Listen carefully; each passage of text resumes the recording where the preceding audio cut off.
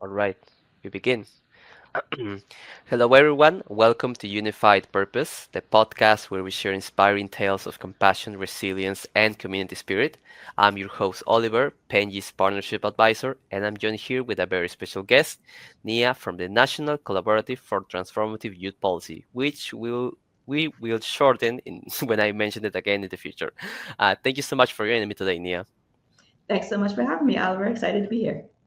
I appreciate that. Like I said, we are going to do a small warm-up game called Pitch Me This. You'll have 30 seconds to pitch me a totally silly business idea. Ready? Sure. Okay, the prompt for today is a restaurant where the menu changes every 10 minutes. Go. Welcome to our restaurant where called Changes. We are unique because our menu changes every 10 minutes. You come in, and by the time you go to the bathroom and come back, you might have a totally different experience. By the time you step outside and wait for your friend and come back, you'll have a totally different experience. You can eat 6 different meals within an hour because of how our menu changes and rotates. If you like to try different foods and like to try them in rapid succession, this is the place for you. Come on down to Changes. Bring your whole family. I'll be there on opening day.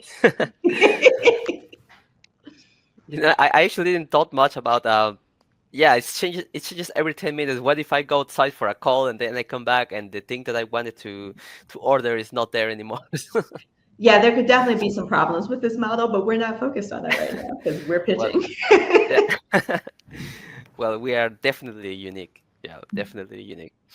To start us off, we can you tell us a little bit more about yourself and your story with Tip Collaborative? Sure. So I live in Washington, D.C. I've been here for just over 20 years. And the National Collaborative for Transformative Youth Policy, or the TIP Collaborative, is a new organization. We were launched in March of 2024 with a mission of translating youth radical imagination into transformative policy and system change in close collaboration with young people and their communities. Now, we're in a kind of a unique place because we're a new organization, but we spun off from an older, larger organization. So we were the youth policy team at the Center for Law and Social Policy, or CLASS, for 20 years. Not me specifically, but some people were. And made the decision to spin off into our own organization to really be able to bring some of the work that we've been doing with us, but also to strengthen the ways that young people were involved in the governance and leadership of the organization, the ways that they were integrated across all the work that we're doing, and really let ourselves be led by young people in how we approach policy and advocacy. That's great to hear. It's been over almost a year and a half now, and this is as you have been an executive director. How have you seen the organization evolve from its, let's say, spin-off origins into now an independent youth-led advocacy force? That is such an interesting question. This is actually not my first time starting an organization or being an executive director. So I did, back in 2005, start another organization here in DC. That organization is alive and well 20 years later and celebrating its 20th birthday. But I definitely had a lot of lessons learned from that experience as an executive director, Yeah. that I think have helped in this process. There are a lot of things to get off the ground as a new organization, just basic systems. Are we going to, what platform are we going to use for our email? What Yeah. payment systems are we going to use? What payroll company are we going to use? What design company are we going to use? Who are we going to partner with for financial consultation, for all the different kinds of services that you need to be able to run an organization effectively and document it. So there was a lot of work in, even before we launched, but especially in the first 6 months, with just getting systems in place and getting things set up. And we made a lot of progress, but we're certainly not all the way there by any stretch of the Yeah. imagination. I think the biggest thing that has changed with the spinoff is, again, there's really been some freedom in that process as we've been building and choosing these systems, to pick the ones that are going to work for the way that we want to do the work, right? So we're working with young people, we're compensating them for their expertise. It was a little difficult at our prior organization to sort of bend the organization systems to do what we wanted them to do, versus here we were just able to pick a payment system that is very user-friendly and was going to work well for our young people.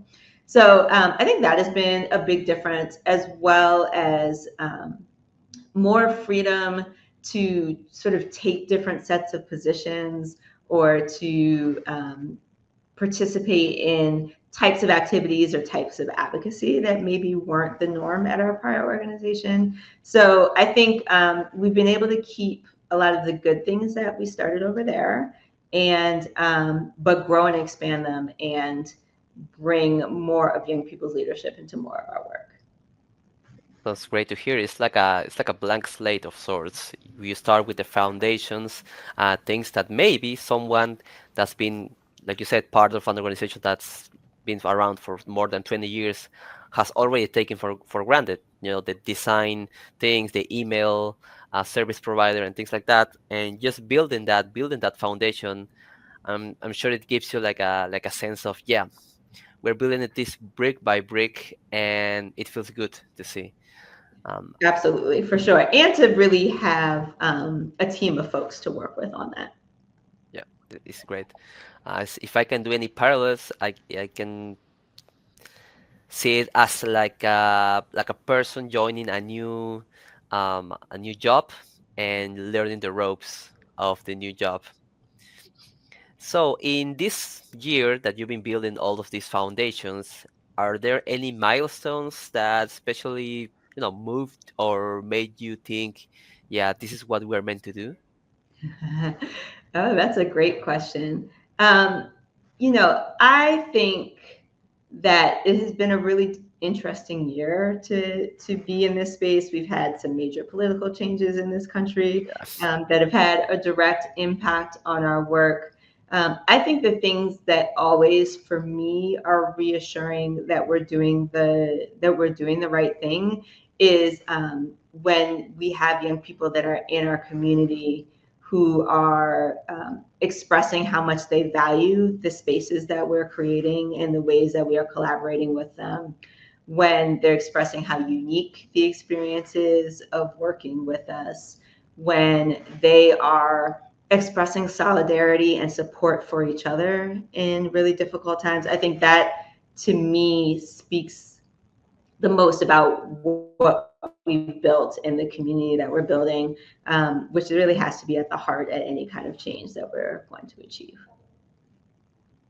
Yeah, it's something hopeful to look out after, because these youth, they are the future, and if they learn how to be kind now, we can look forward to more kinder times in a more, let's say, kinder world than the one that we are looking out after now. For sure. And there's, we have young people that we work with. People like to say young people are the future, but a lot of times they'll be like, but we're also right now, right? And I think that the ideas and the creativity that young people have really has a lot of possibilities within it. And that, to your point, the connections that young people are making from around the country through working with us.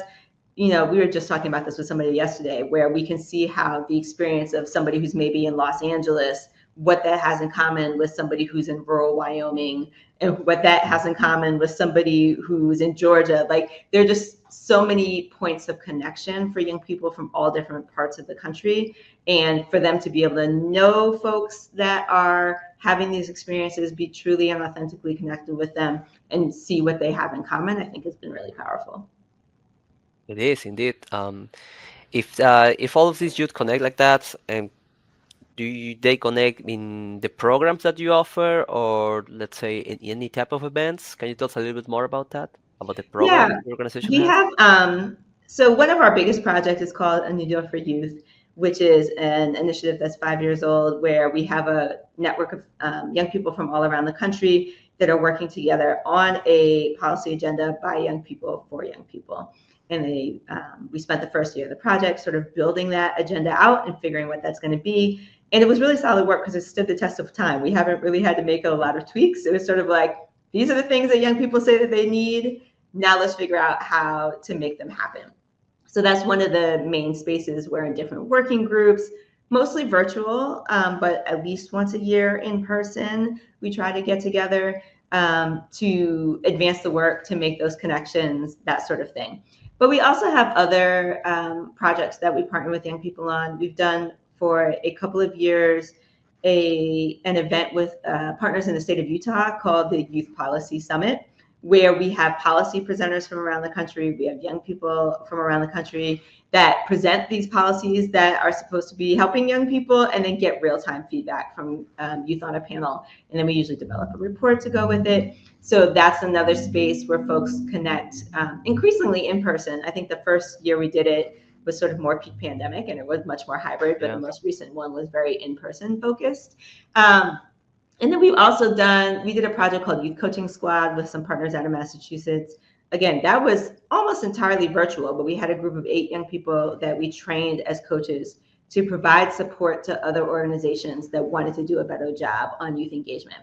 So we would meet up with them once a month, we would do training, we would do brief sessions that they had, and then they would impart their expertise to partner organizations that were wanting to figure out ways to better integrate young people into their strategy. So we have lots of these different types of initiatives and projects where we get to bring different configurations of young people together to connect and work towards a common goal and to share their expertise. Great to hear. You mentioned some of these policies that you guys review, you guys give feedback on. Are there any that like stood out for you?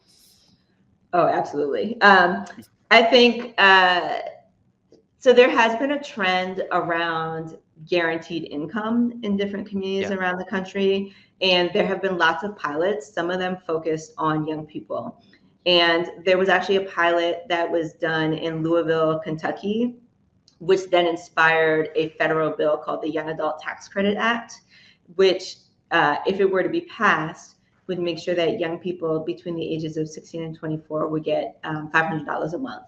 That could help them with groceries, with rent, with whatever transportation, whatever expenses they have at that key point in their life where they are making that transition from being a child to being an adult, and where things tend to be really tough economically. So I think that's an example of a piece of legislation that was, again, introduced by a Congressman McGarvey from Kentucky, and that would have a potential to make a huge difference for young people all around the country. Another one that we heard about at the most recent policy summit is some work that's also spreading around the country related to young people in the foster care system, where a lot of times the experience of being in foster care is super disruptive, super traumatic. And there is a policy that has been implemented in a number of states now where young people can identify whoever they feel like is their family and invite them into that process with them. So it could be a close friend, it could be a cousin, it could be whoever it is in that young person's network, where they feel like that is going to be the person who's going to best support them across that transition. And now there's sort of space created within the system, they call it soul family, to make those connections, whether it's people who you're actually related to or not, that can support you across that transition. We've also heard about really cool projects where we think about the age of consent, where young people can consent to getting certain kinds of mental health care or certain kinds of substance abuse treatment. And there are some places where either young people's consent is not required, or where they can be forced into treatment that they don't want, right? Oh, And so, looking at places that are changing the rules around consent to make sure that young people can get the kinds of care that they do want and can't be forced into the kinds of care that they don't want. So those are just a couple of examples of some of the more exciting things that I think we've seen. There's lots of good ideas out here and lots of things that have been written, but unfortunately, not enough of it has been enacted. Yeah, for sure. Well, and then the last thing I'll say is we do have worked with young people to help them learn how to write their own legislation. And so, uh, have seen them try and take the parts of their policy platform that nobody has created any legislation for yet, and now they're writing that legislation. So that's got everything from young people being required to learn disability history to young people like consultation requirements for governments for like you have to check in with young people before you implement policies that are going to affect them. And in our heart of hearts, we want to see different policies, but we also want to see the process be different for how policies are made and whose input we're seeking and who we feel accountable to in those processes. Yeah. And that exactly follows up to my next question because I wanted to ask for me and for all of our listeners who may not know how this policy process goes. Can you give us like a quick recap of how the process goes from idea to reality? Yeah, well, and the interesting thing is, a lot of times we do a training that we call Policy 101. And where the first activity that we do in the training is we say, when we say policy, what do you think of? And the first thing that people usually say is Oh, can I answer? laws. Can I answer? Oh, yeah, Leo, what's your answer? So for me, a policy, I'm just giving a very broad answer on what I just heard in the last 20 minutes. Maybe like an idea to change a law or implement a law to help people. Yeah, and that's a lot of times where people start. They think about laws, they think about rules. Maybe they might say the word regulations, although they're maybe Oh, less I had likely that to word know on the that. tip of my tongue. Yes. But a lot of these things that feel very distant and inaccessible.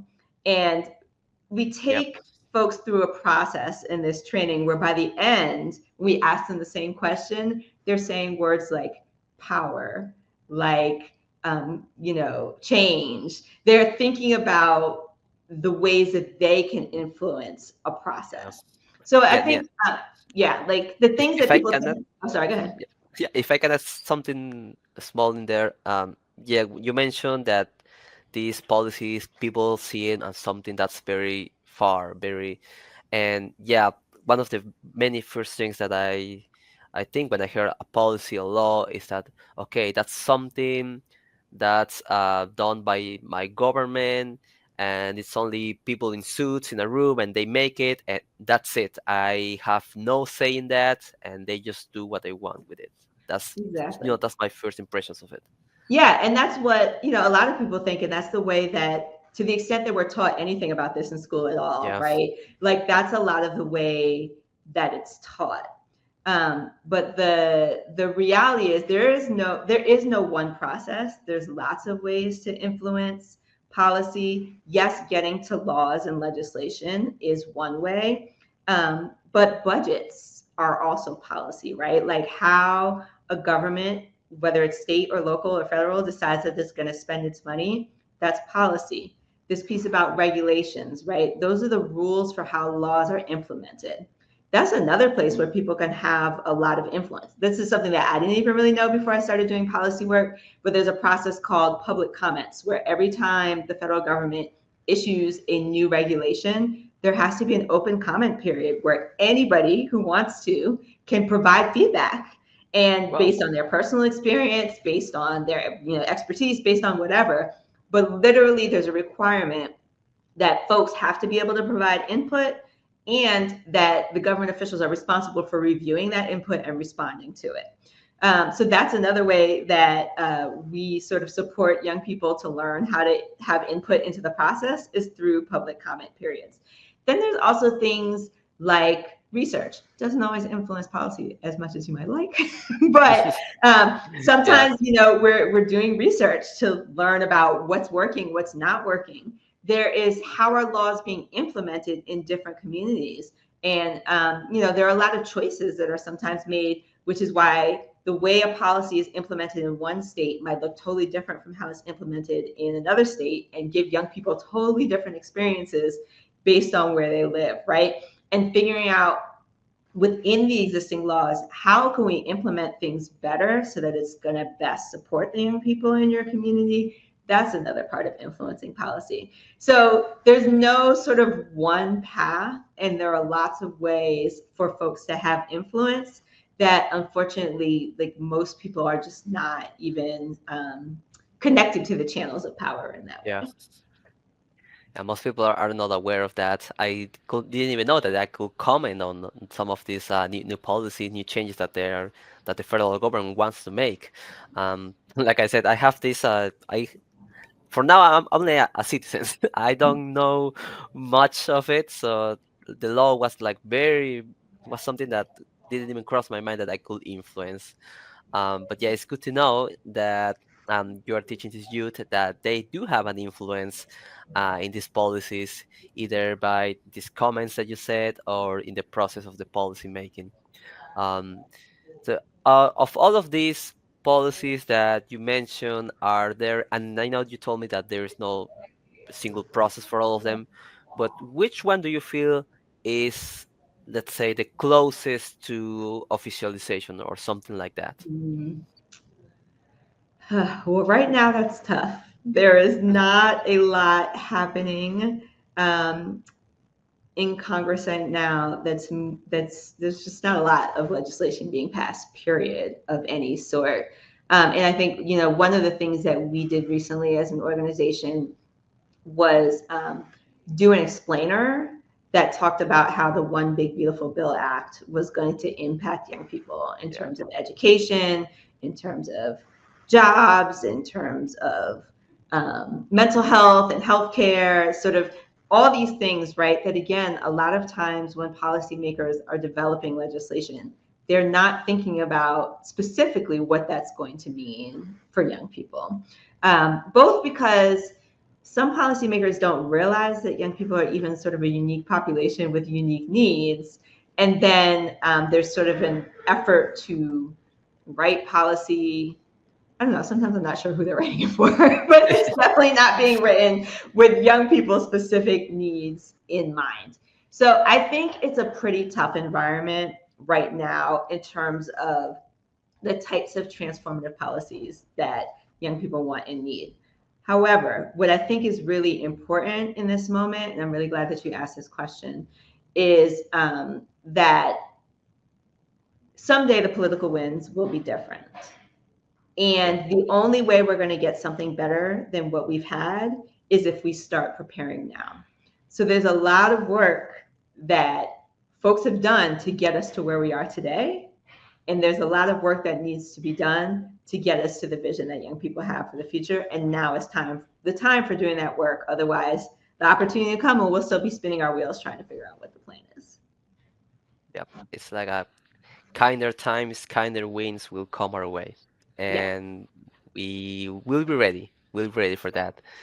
And you, well, there's something that I talk. Uh, there's a lot of nonprofits that I talk to, and they always have these, let's say, special insights about the things or the demographics that they are helping. So, in your case, Nia, what's that one essential insight or perspective about the things that you do and the demographics that you are working with?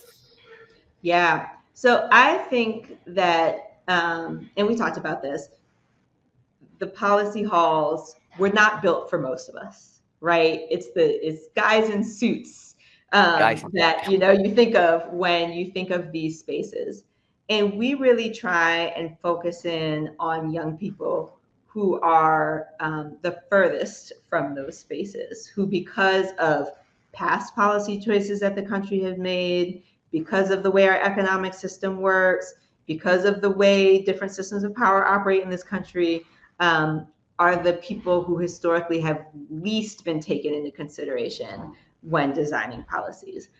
So we have a lot of young people in our network who have experienced homelessness, who have been in the foster care system, who have been impacted by the justice system. Maybe they didn't finish school, or they're the first in their families to go to college. They're immigrants. They had kids young. They have a set of experiences that are almost never considered in these spaces. And it's our belief that when we center the experiences of that set of young people, we're going to get to better solutions for all of us. That's great to hear. That's great to hear. And keeping in with the theme of looking forward, um, how do you envision the TIP collaborative growing, let's say, over the next 3 years? Any major projects or something in the horizon for you? Oh, great question. I don't want to say too much. I think one of the No things, spoilers, no spoilers. no, no, no spoilers. Let me say how I can say this without giving away too much.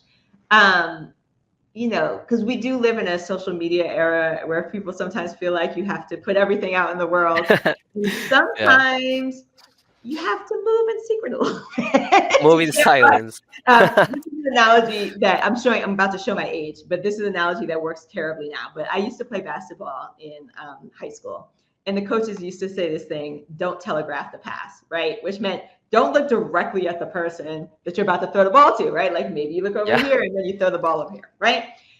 Again, the analogy falls apart on telegraph, whatever. But the point is the same, that sometimes you have to do things to advance an agenda and not give your whole strategy away in the process.